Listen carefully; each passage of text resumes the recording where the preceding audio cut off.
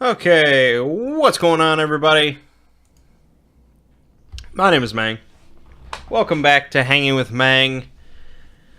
So, we are into now our fourth year, I guess, of doing Hanging with Mangg. We're past the third year point. And so we're playing some Oblivion today.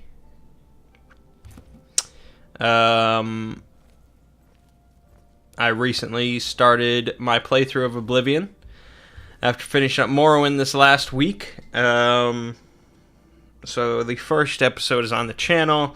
Second episode I recorded, so I'm a little bit ahead of what's on the channel.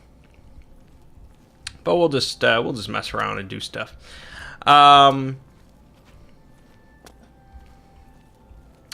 So let's see here. This week on the Exploring series, well, the Dwemer video pretty much blew up. Pretty much last Sunday was like the big day. It really went pretty wild. I got over 1,000 new subs in one day, which was a record. It was really good, and then it pretty much... It didn't just drop off after that, but it slowly petered out. It's still doing better than any other video right now, but yeah, we're not. It's not going crazy anymore. But it's all good. It's all good. Brought a lot of new people to the channel, so that's always nice. This week I worked on the Aliens and Imperials video. I combined them both into a single video because I couldn't really talk about the Imperials without talking about the Aliens and vice versa. They're pretty linked, at least as far as their histories. And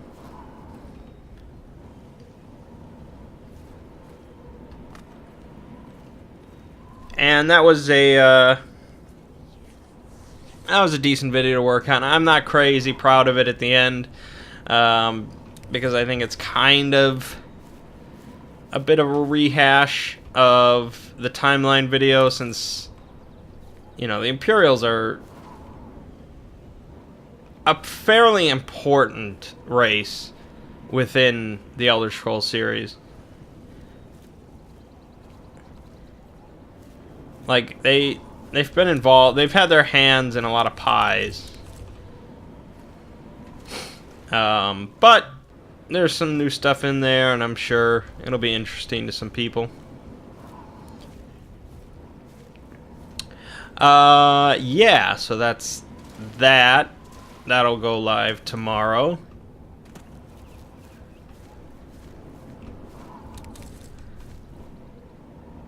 I see something. No? And then I think this coming week I'm going to be working on either Argonians or Khajiits. I don't remember. One of the two. And then I believe the following week is going to be the first sort of special October history video, which I'm going to put up for a poll on Patreon, so I don't know exactly what it'll be. Oof, direct hit. Yeah, I mean, I'll put up a... There's going to be a whole bunch of options for Patreons to vote on. So, like, the mythology of vampires, or, you know, a couple serial killers, the Zodiac Killer... maybe the Jonestown Massacre, which has always just kind of fascinated me in a very morbid way. So yeah, there'll be 2 of those videos coming in October, so should be pretty interesting.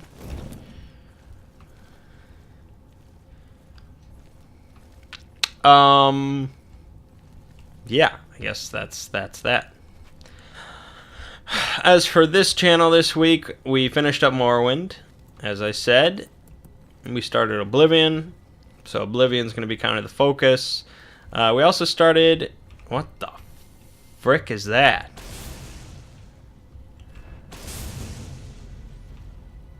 It's dead now.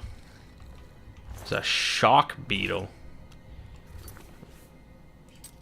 We should turn on life detection. I like knowing where shit is. There you go. See, that helps.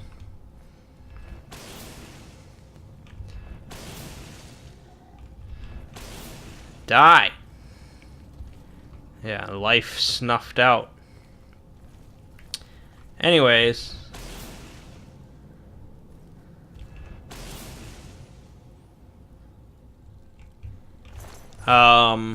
We started a game called Echo, which I know I only put out one part. There will be more coming this week. Just between the end of Morrowind and the start of Oblivion, it's kind of an exciting time, so that took a little bit of precedence. Or a little bit of priority. And then next weekend, Cuphead comes out. And I'm hoping Cuphead is really good. We'll see. Oh boy, we got some zombies.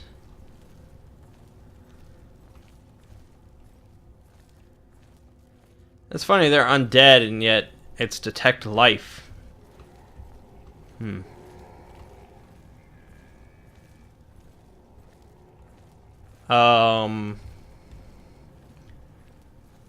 This nice bright area.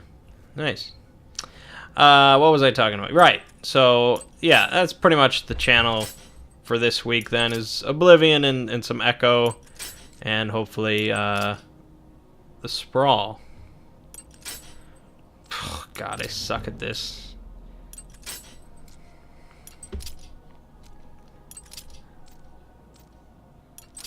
There we go. So, board gaming this week.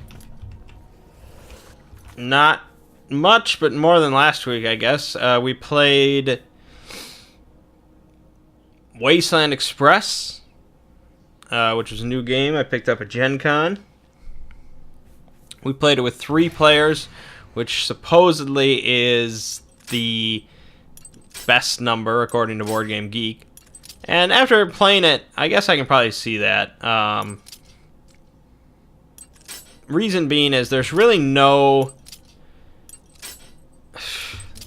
interaction between players whatsoever. It's very much multiplayer solitaire, which is not at all what I expected when I first heard about it, because this is like the most American of American games as far as like theming and art design and a lot of the mechanics. It's very American. Or at least it wants to pretend to be. But, yeah, you'll practically do nothing involving the other players the whole time. The game involves... Oh, that ain't no beetle. That's a spider. Oh my God, he paralyzed me. Do not eat me. Fuck.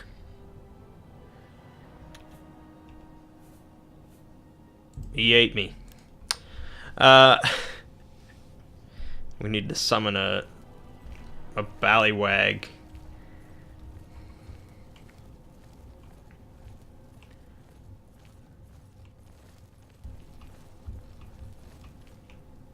Is it gone? Uh-oh. Oh, there it is. Get him, buddy. I'll provide backup. Oh my God, he destroyed you.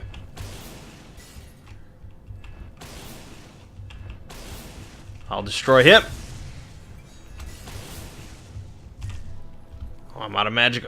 Shit. Come on. Got him. Ugh. Giant spider. I'm glad that's in the game.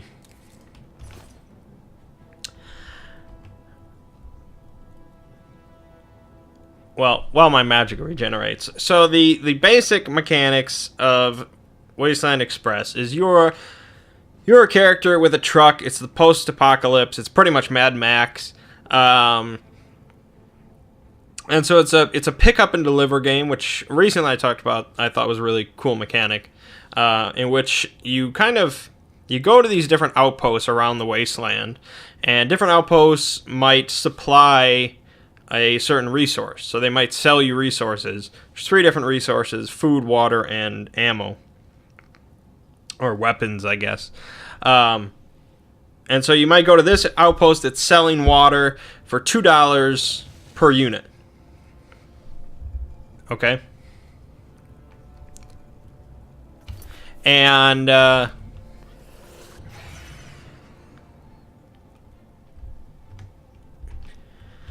then you might go to another outpost that has a demand for water. Okay, so they are interested in purchasing water. So you take your water, you say you bought 3 units of water at $2 per unit. So you spent $6. And you go across the wasteland to this outpost that wants to buy water as much as they can purchase. As much as you have, they'll buy it. And hopefully you don't travel too far to sell it, because time is money. And so you go there and you say, okay, I want to sell my water here, and then you'll look at the market price for water currently. And it might be at $7 a unit. So you sell your 3 water that you bought for 2 each, so $6, and you sell it for 7 each, turning into $21, meaning you made a profit of $15, which is pretty good.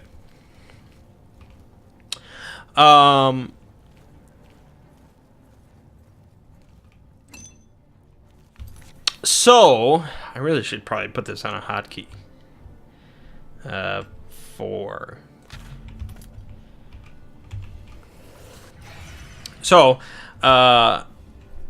that's sort of the main mechanic of the game, is buying stuff from one location and selling it at another. But there's a lot more to it than that, as far as extra things added on. There are contracts that you can complete, and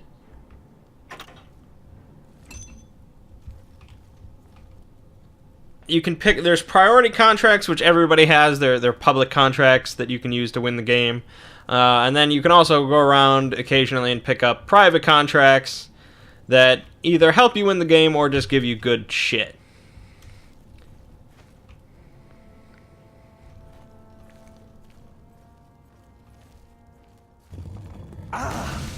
Ow!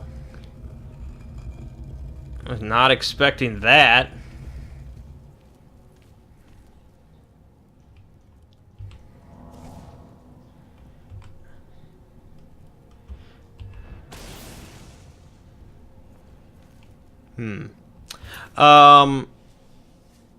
Let me think.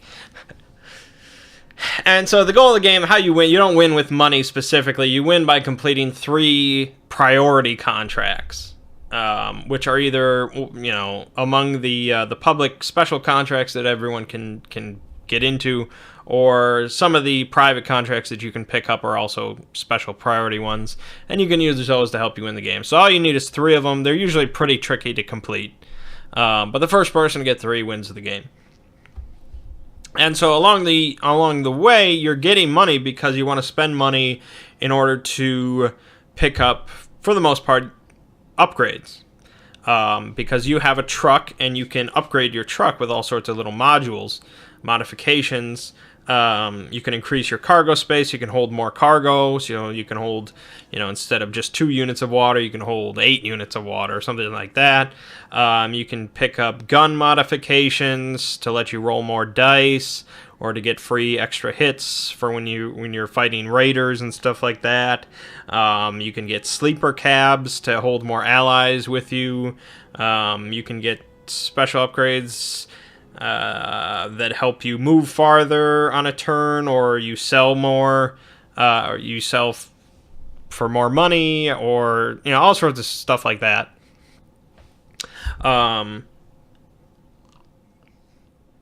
That's primarily the use of money in the game. But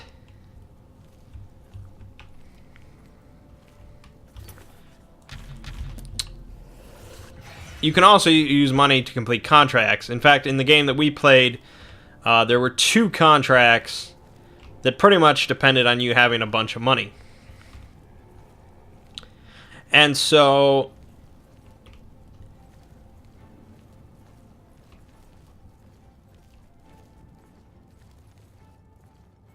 like at any moment some giant spider could just jump out at me. It's a real nice feeling. Did this just... The hell was that noise?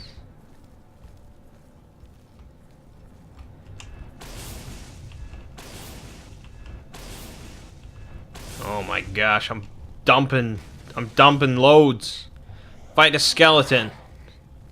He'll kill you. There you go, get him. Fight a ballywog too. They're real slow moving. They're stupid. They're stupid. Damn, they're durable. Oh my god, they're mummies. They're not even zombies.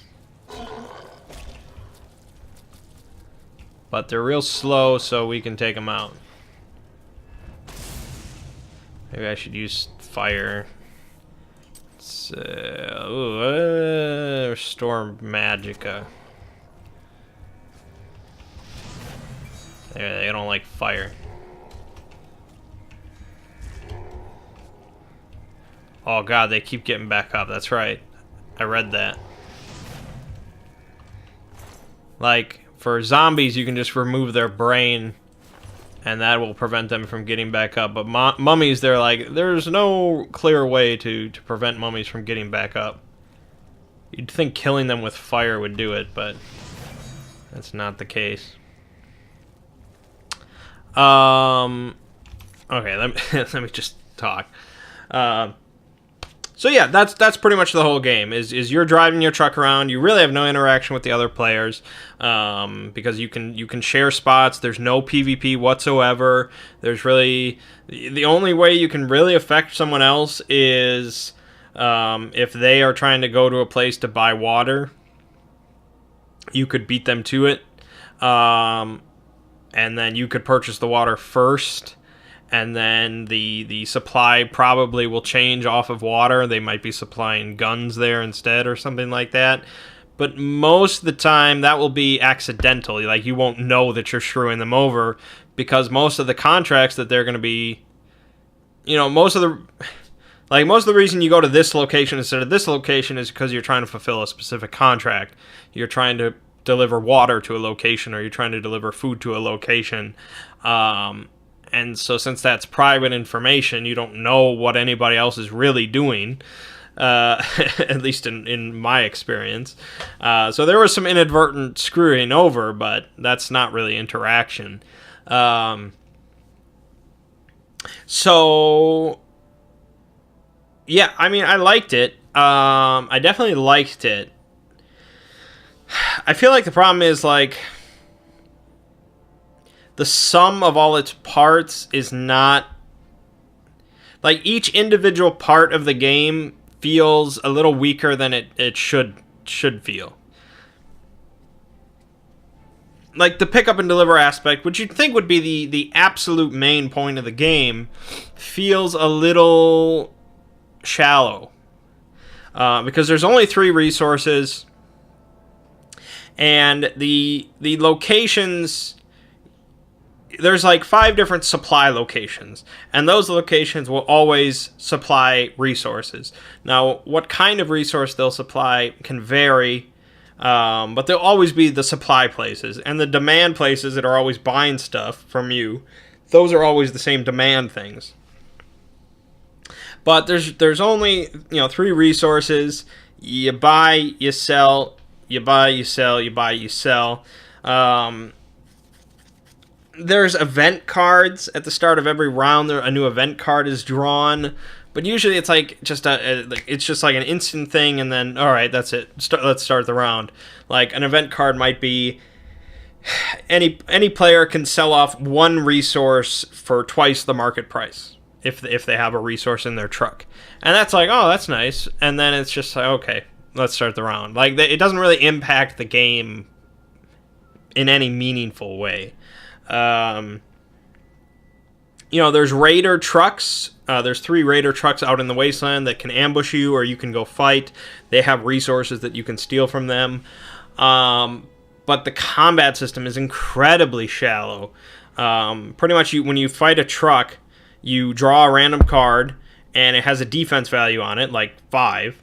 And you roll 2 dice, and you have to equal or exceed your defense value.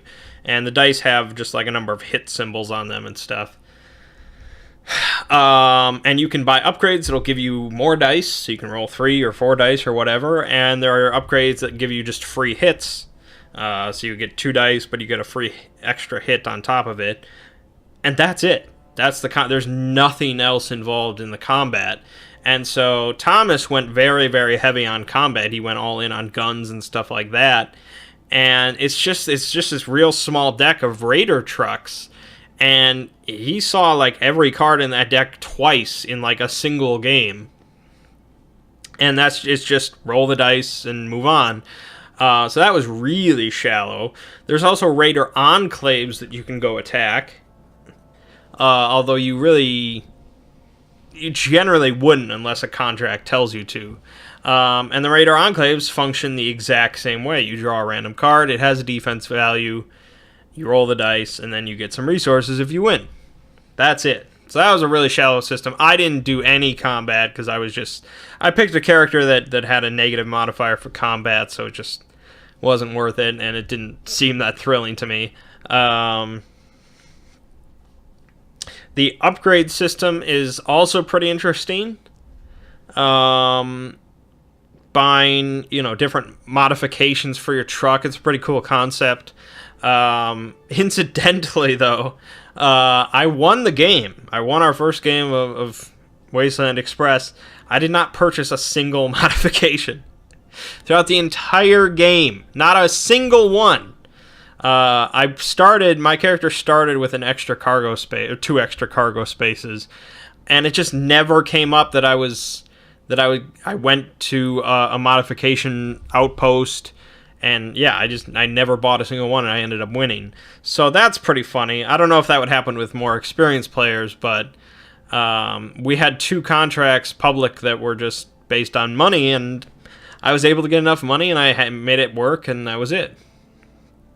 Whereas Thomas, he had like 2 trailers. He extended his truck twice.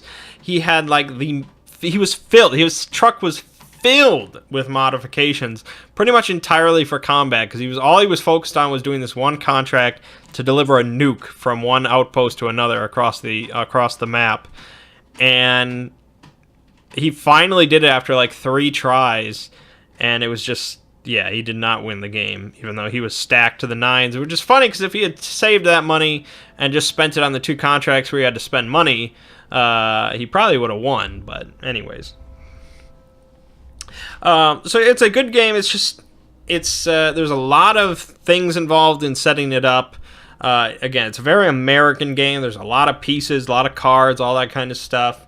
And at the end of the day, it's a little more shallow than I kind of wanted. Especially the pick up and deliver aspect. I wish there was more involved in that. You want like 8 resources or something like that, and I'd prefer to have like different prices at different outposts, and if they really went all in on that would have been better. But they didn't really go all in on anything except for like the theme. So a little disappointing, but overall not too bad. And I won, so can't be too upset. Alright, so let me... Why am I stuck? Why am I... Uh-oh, why am I stuck? Did I get a disease? I'm silenced. I shouldn't be stuck.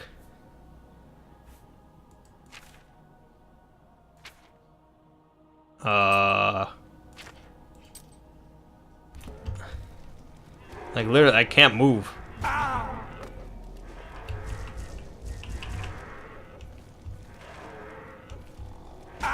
What happened? I was moving fine, and then I had to stop and talk.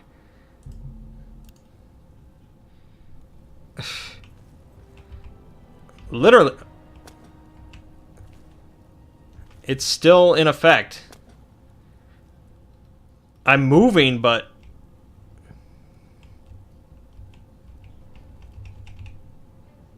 Did I hit a button or something? What is going on? Hold on. What the hell is happening?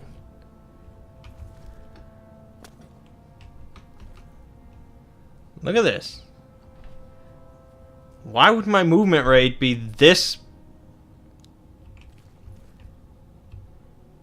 What the hell?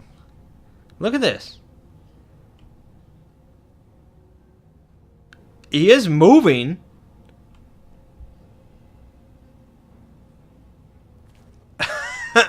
He's in extreme slow motion. I'm not overburdened.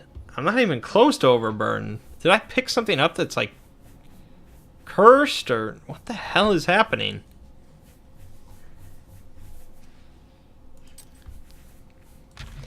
I can use feather bite. I don't think that's a problem. I'm not, like, I can jump normally. Okay. Anyways.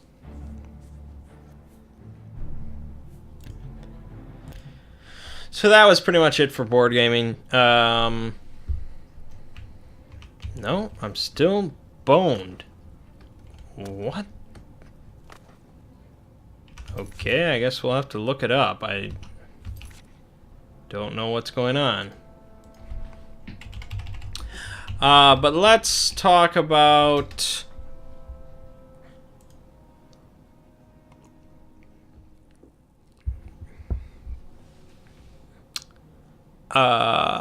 the sprawl.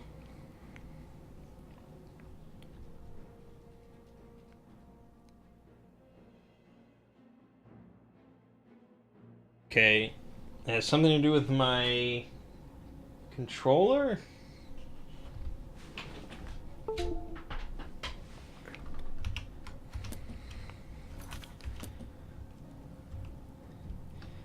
I guess I'll close out of Oblivion.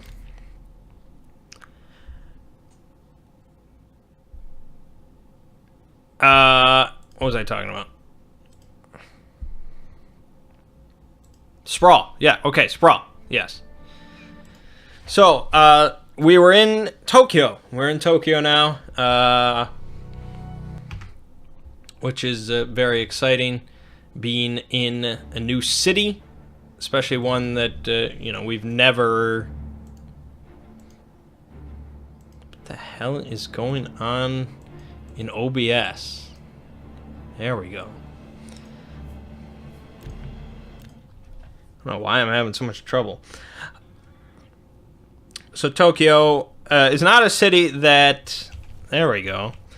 It's not a city that we are extremely well versed in, as far as the culture and things like that.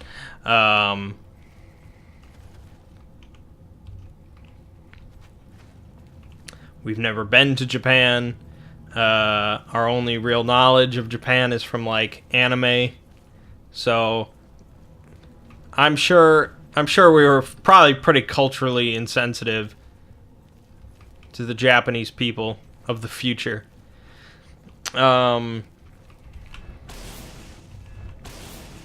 Especially with, like, our names. I don't think our names are good at all, but it is what it is. Oh my gosh, mummies.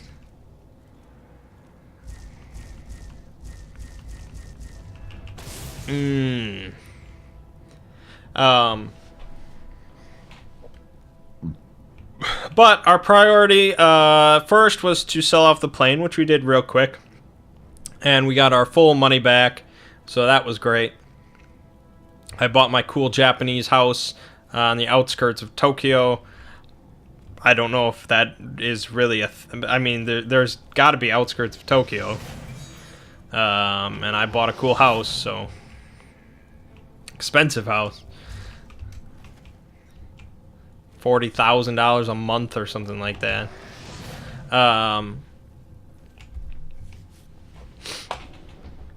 And we bought a van. We bought pretty much the same type of van that we had back in Phoenix.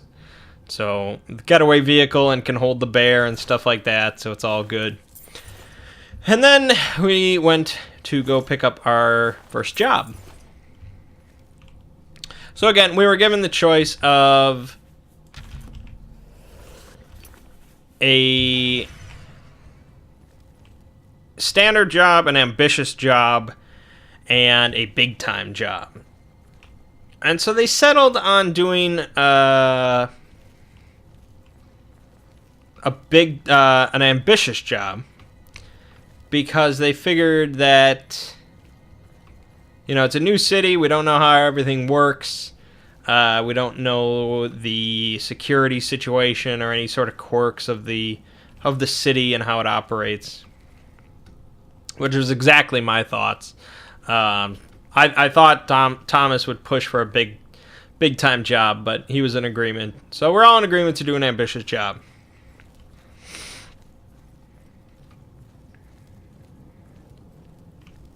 And the ambitious job ended up being, we got to hear about it before we took it.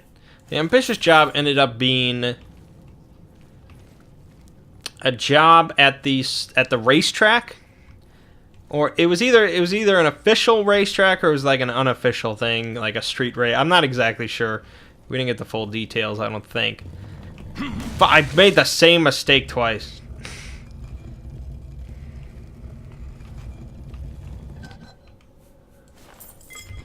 It's not even worth stealing it. Anyways. But yeah, the job was to... Apparently, all that was said about the job was, you know, we want our guy to be the champion this year, and we need you to arrange it. So it was kind of vague as to how we were actually supposed to accomplish that, which is... Look at that. They just destroy my ballywag. Get him. Get him, boy. Ooh, he killed one. Oh no, ballywag. Ooh, hey. And so, you know, we heard about this job. It was like, okay, winning a race. You know, fixing it so that one guy is guaranteed to win. And so I started thinking about it, and I was like, okay, what is the best way to do this, especially without drawing attention? Like, because if we clearly rig the race, and it's like, you know, we like kill all the other racers or something ridiculous like that, like, then the race it's nullified. There is no champion. It has to be a very subtle win. And so we could have taken it, because at the time I thought, okay, the easiest way for me to do that, well, I guess the clearest way for me to do this would just be to hack all the other cars. Hack this car, this car, this car, this car, and that would work, because you could just very subtly, you know, do little things that throughout the course of the race just mess everyone else up and allow one guy to become the winner. And so I was like, okay, I don't know why I really would need you guys, which is not really true. That's not really a fair statement, because there's no guarantee that I could easily wirelessly hack all of these cars. And so now that I'm thinking about it, it probably would be feasible to go a little bit more lo-fi on it, a little bit more low-tech, and doing sort of old-school sabotage, of messing with their engines or messing with the wheels or axles or all sorts of car related things. And so that could have been an option.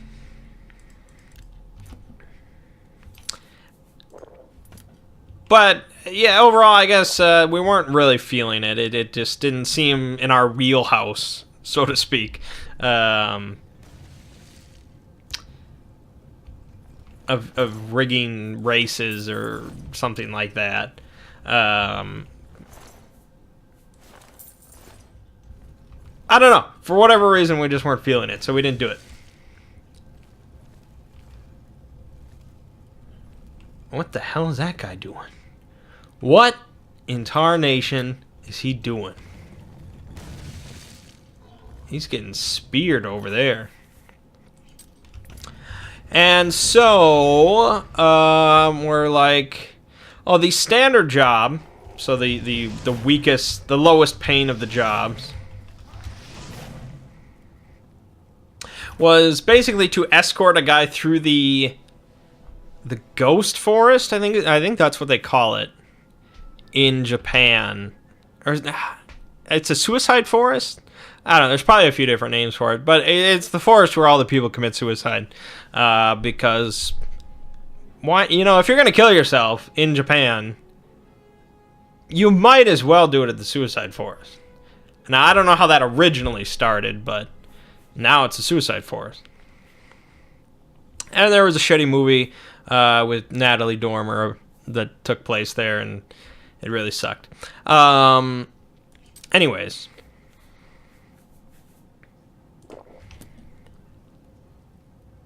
So that was all we had for details for that without, calling the guy up and kind of starting the job, was to escort him through the forest.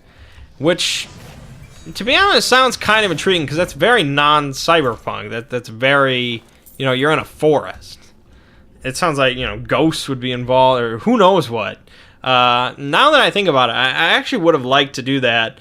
The only problem was that it was a standard job, so it was very low paying. Well, we didn't get exact details, but it was probably pretty low paying. Oh, come on.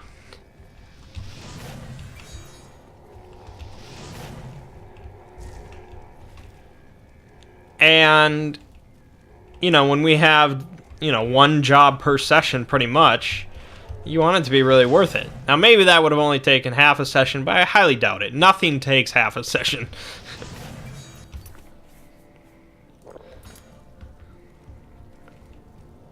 So, unfortunately, if that was the big-time job, that would have probably been really cool, but, yeah, it was just the standard, so I don't know if we'll ever do a standard, but that was a cool sounding one, I guess.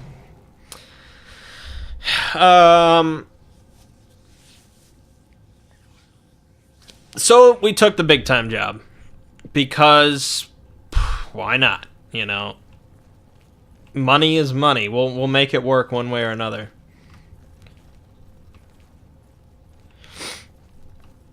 And so the big time job was an assassination job. We were hired to kill a guy, the son of a CEO of a megacorp. That's scary.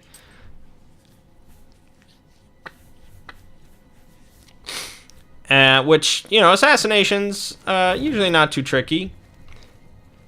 It's probably one of the more simple things it's one of the more simple jobs, I would say. But this job, of course, there's a complication, because there always is. This job was tricky because the guy, the young man, pretty much never left his house. And his house was really fortified. It was... The way that it was described to us was pretty much like a fortress. Like, you like, the guy that hired us he did not recommend us doing like a full assault of the place. And so we took that to mean like this was impenetrable. Like, this place is going to be like a bunker. Like, that's kind of like, we could not blow this up. We could not do anything to this place, pretty much. Or we could try, it would be very difficult. And so, part of us getting the job is we were granted. Oh, Oblivion has stopped working. That's wonderful. Jesus. We were given this intel that the guy that we're trying to kill is addicted to this virtual reality game. And I don't remember the name of it. It was some Japanese name that Ziggy had. And why does OBS mess? Why does it go to the?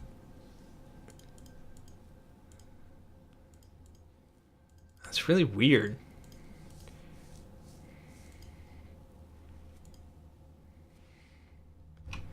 Okay, that works. It was this virtual reality game, and it's of course future virtual reality where it's fully immersive.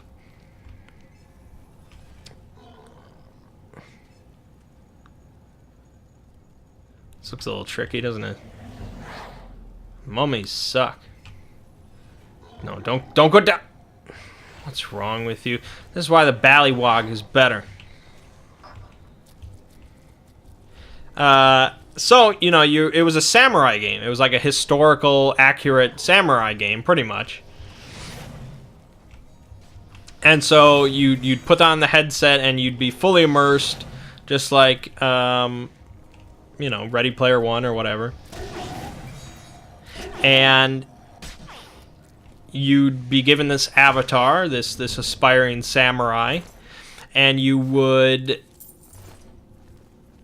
go out and you'd kill things, I guess. It was a little, there were quests, so probably not completely historical accurate, but I don't think it was meant to be fantasy. And you'd get new equipment and you'd level up and blah blah blah blah blah. It was an MMO. It was a virtual reality MMO, but completely immersive. And the real kicker was that this was like I don't want to say cutting edge, kind of a fringe MMO in a way, because there were consequences. So, not to the point of like Sword Art Online, where if you die in the game, you die in real life, but it had this sort of, some of the restrictions, I guess, that are normally present in the hardware have been sort of modified by the company. And so if you die, well, if you get hurt in the game, you sort of feel it in real life, to an extent, I guess. It was never fully detailed how. And they said that if you die in game, it's possible there could be complications from the headset. And it's been reported that some people have died after they died in game.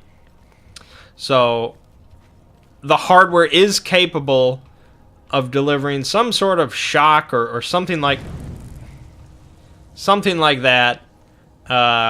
That if you have certain, I don't know, if your head's messed up already, you might die. And so the intel that was given to us was the best, easiest way, sneakiest way to kill him would be to kill him in game, causing him to die in real life. And I was like, this seems far-fetched, because this is a very small chance that someone will die in game. We would have to grief this guy for like years and just kill him over and over, and hoping that he'll die in real life. And this guy is the son of a CEO. And so it's kind of a pay-to-win system, apparently. So this guy was decked out with pay-to-win gear and things like that. So I'm like, how are we gonna do this? Why is this a better option? And it was a better option because they gave us some like modified code that we could inject into the game, and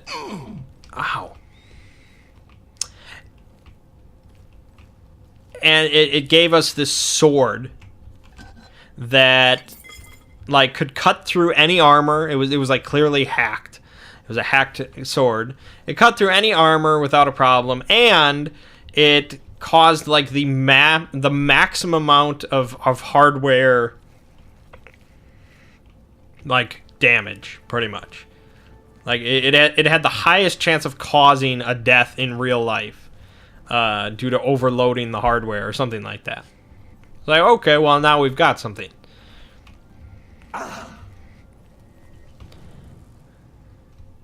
And so again, it was kind of like, well, why do I need you guys? Why do I need the others?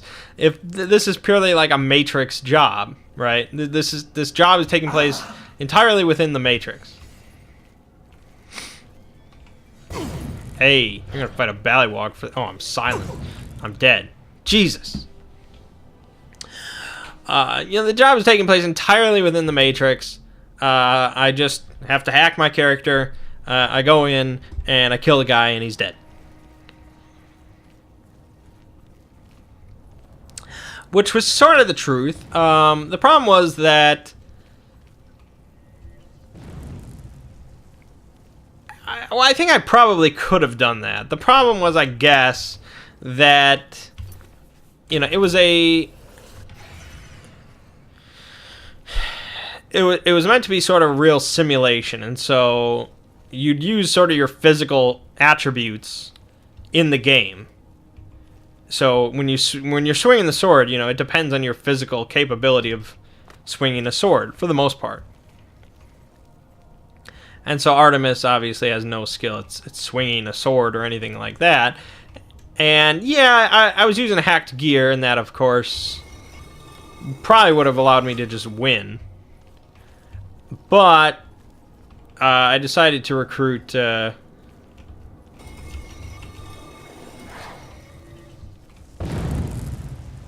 Phil, because he was an actual swordsman.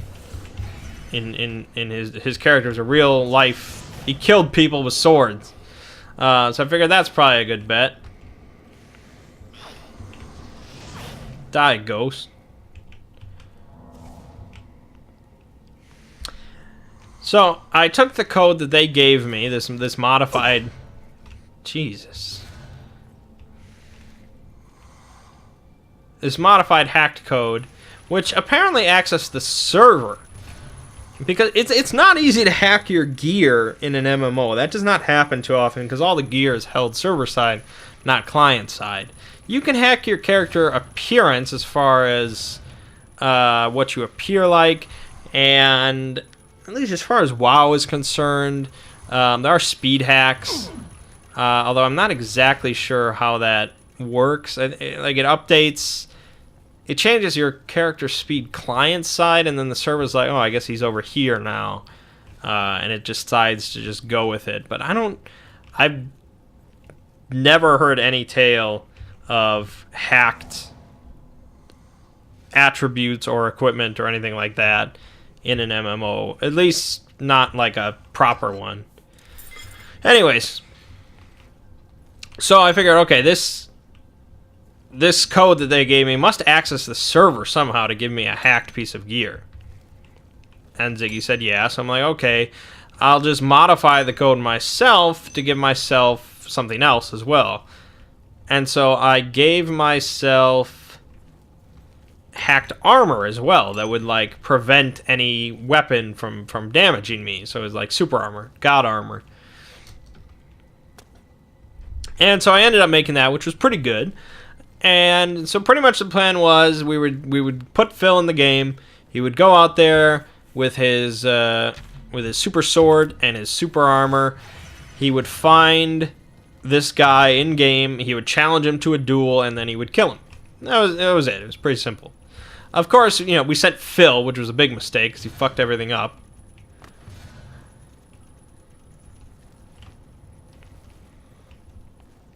He was under the impression, apparently, I have no idea why, he was under the impression that if he just went up to, like, their guild castle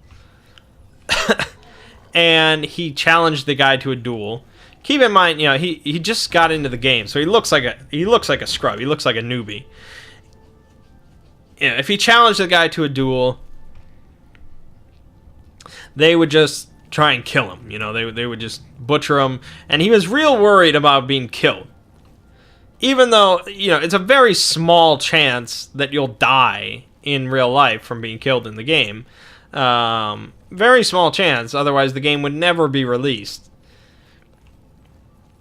The only reason that we're guaranteed to kill this guy is because we have this hack sword. But he was just so worried about being killed. I'm like, if it looks like you're in trouble, I'll just pull the plug. Not, of course, his character doesn't know that pulling the plug is like almost just as bad as being killed anyways. So I need to get the hell out of here. Anyways, so he was real worried that they were just going to kill him and they would never buy this challenge to a duel or anything like that. And I'm just like, just do what I say, you'll be fine. But he didn't do what I said. And so he ended up not being fine. Well, he didn't die, but the guy was alerted because he tried to storm the castle or something like that. He killed multiple people, like killed them in real life because he used the hacked sword. And so the guy logged out because he knew trouble was coming. Something was hacked or something like that. So he got logged out, and we lost our opportunity to kill this guy.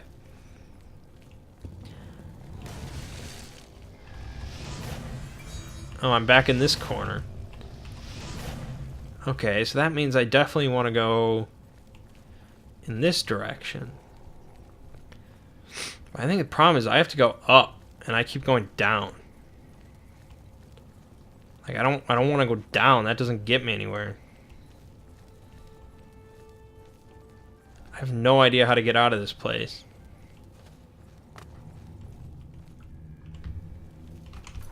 Is there a map? I doubt it. Oh, look at this. Okay, this... Well, where the hell am I? Yeah. Nazagle? Is this Nazagle? Okay, Nagazel. Okay, so... That's this door. So I have to join up. I need to get up here. Okay, so we go up here. But then that doesn't make any... Now, because I'm in here now. I didn't go to here. How do I get up there? And then I'm just going to see, there's no clear way to get back up.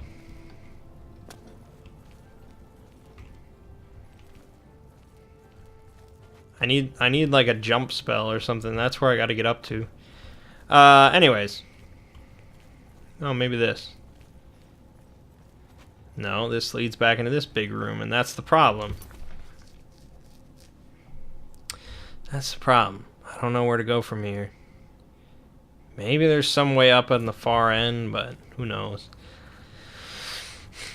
So the guy's logged out. Now he's all paranoid about, you know, playing the game because there's somebody apparently hunting for him and just slaughtering him with hacked gear and blah, blah, blah. So, you know, he's real worried. So I'm like, okay, this is... You fucked up. You fucked up. I don't know what to do. So we'll just go over to his house. Maybe he's like in a panic after all this whole ordeal, and maybe he'll make a mistake and he'll come outside or something like that, and we'll get him. I don't know. I was just like, let's go over to his house and see. Let's see this bunker. So we go over to his house and we find out, well, it's not really a bunker.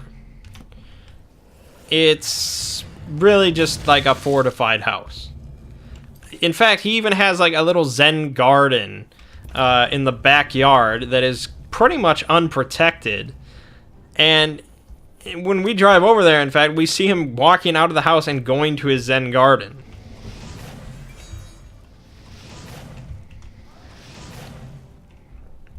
He has 2 guards with him, but still.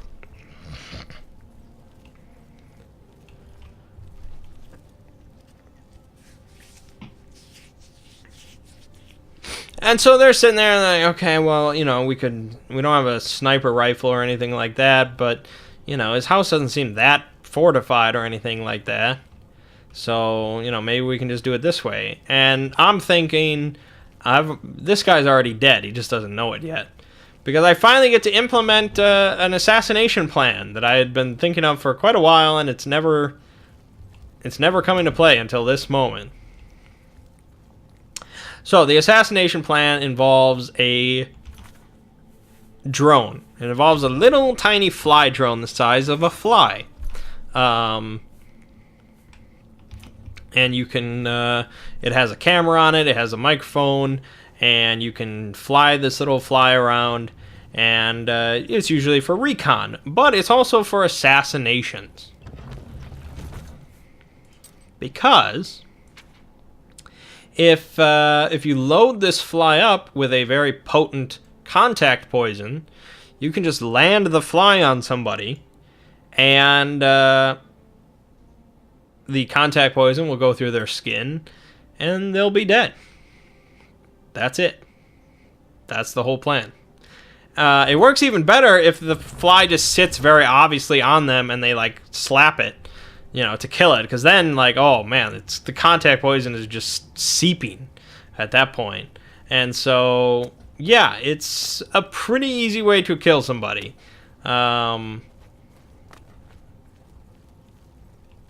It's possible to protect against, of course, if you have to have some really good, like, sensors, and they have to pinpoint out that, no, that's not an actual fly, that's made out of metal. I don't know what you do at that point. It's hard to prevent a fly from landing on somebody. That's very quiet, it's very fast, but its sensors would at least alert you that there's trouble coming. Maybe you can get to a safe room. But I don't think it's a very common method of assassination. You don't hear about it too much, but I thought of it as soon as I heard about a fly drone. I was like, oh, well, load it up. And so that's what we did. I went back. I don't know how to get out of here, by the way. I have no idea. I'm stuck. I'm going to have to teleport out.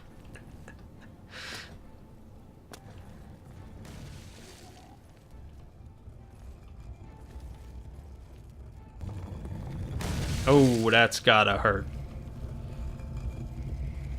Oh, it killed him. Nice. So we went back to my lab. I loaded my fly drone up with very, very potent poison. I was reading about it. There are some crazy ass poisons out there. You know, ricin is one of the more famous ones and stuff like that. But there's stuff deadlier than ricin that will just, like, a single, like an amount like the size of a grain of table salt will just kill a full-grown human in, like, you know, a few minutes. Or it's like something crazy like that. And I was like, holy shit.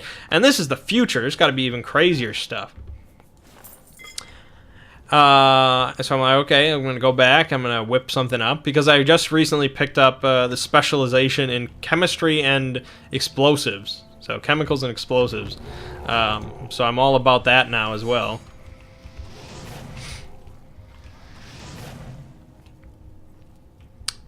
And so I whip it up, I coat the fly in it, and Ziggy was concerned that, like, the poison would just, like, drip off of the fly by the time I got it to him. So I just kept the fly in, like, this little vial filled with the poison. And we drove back over there. I sent out the fly. A fly can get into most houses. There's usually not too much trouble with that. Again, this was not like a safe house bunker type place. It was pretty much just a fortified house. So it got in. It got to hit. He jumped back into the game because, of course, he's an addict. I floated over to him. I landed on, like, his face with the intention of crawling into his nose.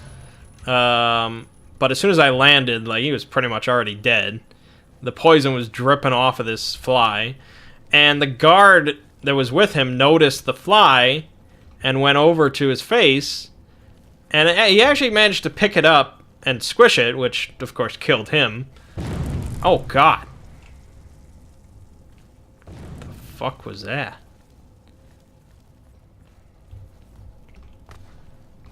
But the damage was already done. I was pretty certain that this guy was dead, that we were hired to kill. And so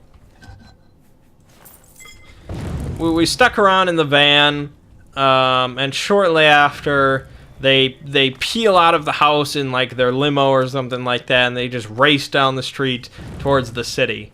So yeah, something's up. And so we're like, okay, let's follow and confirm. You know, we need to confirm that he's dead. Phil took this to mean, okay, let's race after him in my motorcycle, pull up to the side of the limo with my machine pistol, and blast him with an entire clip. That's what he took it to mean, and that's what he did. That's what he did. And there wasn't much we could do to stop him because Thomas was driving the van with me, and he ended up messing up, and we tipped the van over. So we had to fix that, and that's when Phil took his opportunity to kill a bunch of guards and the guy who was pretty much already dead. Yeah. He's really just a loose cannon. I have no idea why we would keep working with this guy in ordinary situations. The only reason we're working with him is because he's a player character. So that's nice. Like, a job does not go by without him killing somebody. Stupid trap. Actually, that might be... I don't know what that is.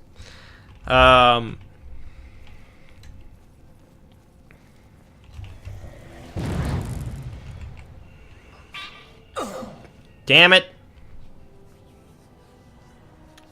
And so...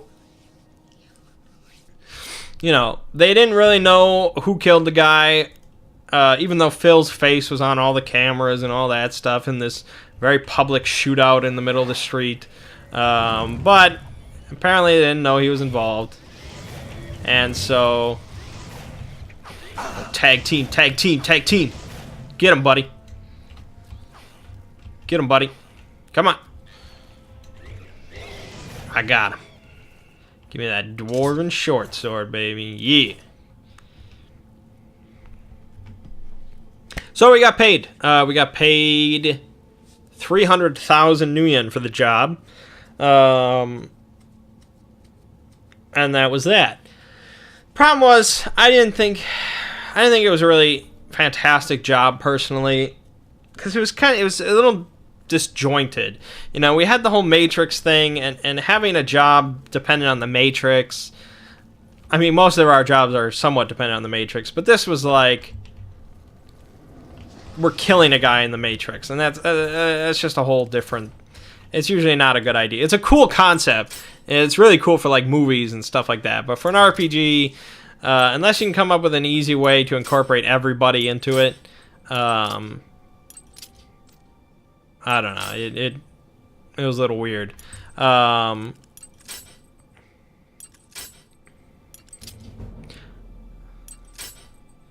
have an open lock spell, but it only works on easy locks.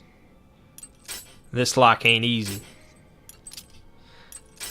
Come on, I hate this.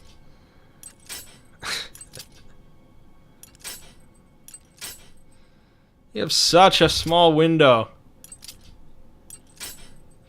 And your skill goes up so slowly.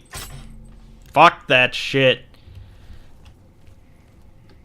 Stupid locks. Anyways. So, yeah, the Matrix thing was a little disjointed. And then it was like, alright, well, I don't know, screw it. Let's just go to his house. And we go to his house and we find out, oh, it's not an impenetrable bunker. It's just a nice house. And, you know, pretty much I killed the guy. You know, I did all the work. And then, you know, Phil went off the rails, and yeah, it was a little disjointed. I don't know if it really counts as a big-time job. I guess here's the main problem. I guess it's sort of the problem with Cyberpunk in general, but specifically the Sprawl, since it's very mission-based. The whole concept is to do it one mission per session. And you kind of have to compromise a little bit like that, you know. I'm sure it's not that easy to DM. Okay. When your goal is to, I need to finish this mission, this session. And I don't know if that's exactly Ziggy's thought pattern, like, that he's really overly concerned with, is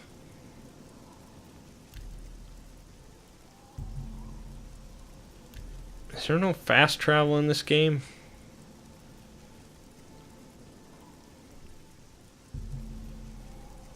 Apparently not.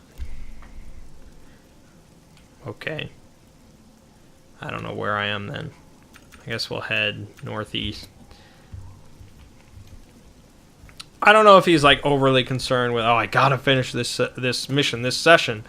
I don't know, but it's, you want to finish each mission in one session, because you don't want it to drag over to another one, because that cuts your time short for the next one, and then the next one, and then the next one, and then you're all disjointed. One mission per session is very neat and clean, and that's how you want it to work, because that's how the game kind of wants it to work. So I don't know. We still had fun. There was laughs to be had. It was a good session compared to many sessions of games, and I had a good time. But yeah, definitely compared to like the alien mission and the field trip heist or whatever, you know, all that kind of stuff. It was a little lackluster, but it was all right. But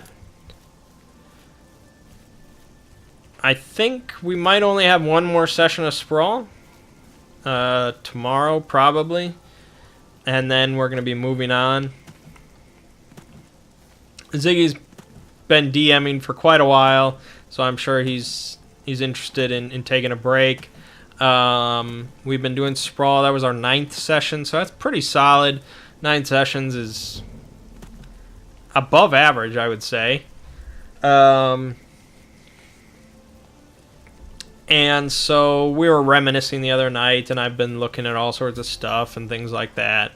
And so I think our plan after the Sprawl is I'm going to pick up the Warhammer campaign, The Enemy Within, that we ran a while back. I did the first 2 parts of that, and then it kind of, we moved on because they didn't have a TPK, but one of them was dead, and the other 2 were like robbed naked, and they woke up in a river, and there was like no chance that they could stop the coming ritual, like the culmination of the whole scenario. So we just decided to move on. But they look back fondly on Warhammer because we had some fun times.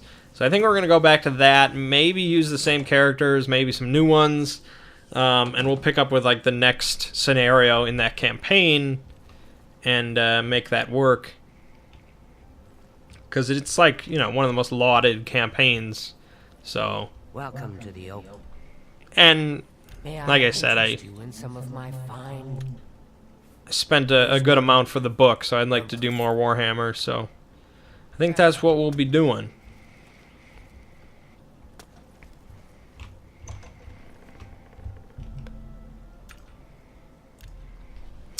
Alrighty then. I guess that's about it.